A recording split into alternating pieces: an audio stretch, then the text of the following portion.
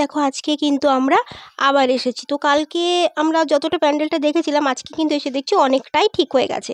আর এই দেখো আমার সাথে সোহম রয়েছে, ও আমাকে দেখাতে দেখাতে নিয়ে যাচ্ছে।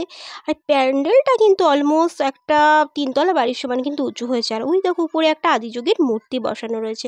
আমরা যখন এলাম সকালবেলা তখনও কিন্তু টুকটাক কাজ হয়েই যাচ্ছিল। আসলে এত বড় প্যান্ডেল, তার উপর বৃষ্টি, হতে একটু টাইম লাগে। আর এদিক ওদিক অনেকগুলো মূর্তি দেখছিলাম, লাইটের কাজ হচ্ছিল। একটু ওঠার পর কিন্তু নামতে হচ্ছে, মানে যতটা উঁচু আবার কিন্তু ততটা আমাদেরকে নেমেই আসে ঠাকুরটা দেখতে হবে। সুতরাং যাদের পায়ের প্রবলেম বা কোমরের প্রবলেম তাদের কিন্তু একটু বুঝে শুনে ভিজিট করতে আসতে হবে। আর যদি না পারে তাহলে কিন্তু মনে হয় বাইরে থেকে বা অন্য কোনোভাবে ঠাকুরটা দেখে চলে যায় বোধহয় বেটার। তারপরে এখানে আবার কটা লোহার সিঁড়ি। আর কত বড় দেখো প্যান্ডেলটা, বাইরে থেকে আমরা কতক্ষণ ধরে হেঁটে যাচ্ছি তাও শেষ হচ্ছিল না।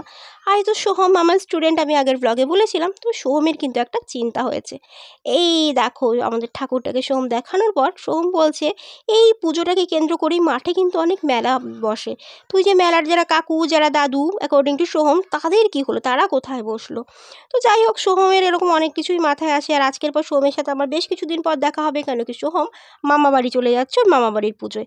আর এই দেখো প্যান্ডেলের ভিতরটা, এখানে 3D কিছু পিকচার্স লাগানো রয়েছে। দেখো শিব ঠাকুর, সোহম আমাকে শিব ঠাকুরের মাসল দেখাচ্ছিল।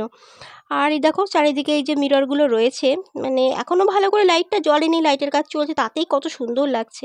আর রাত্রিবেলার পর যখন আসবো তখন তো আমরা এখানে দাঁড়াতেই পারবো না, ওই দূরে লাইন দিয়ে আর ভালো করে দেখাও যাবে না।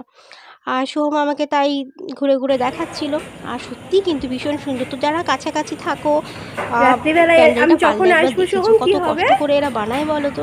আর বৃষ্টিটা না হলেই শুধু তারপর মঙ্গল, তাই লাইটিং না? লাইটিং তো ব্লগটা ভালো লাগলে একটা লাইক কমেন্ট করো, নতুন দেখাই হলে যাবে চ্যানেলটাকে না। সাবস্ক্রাইব করো। ভালো থেকো, সুস্থ থেকো, সুন্দর করে তোমরা পুজো দেখো।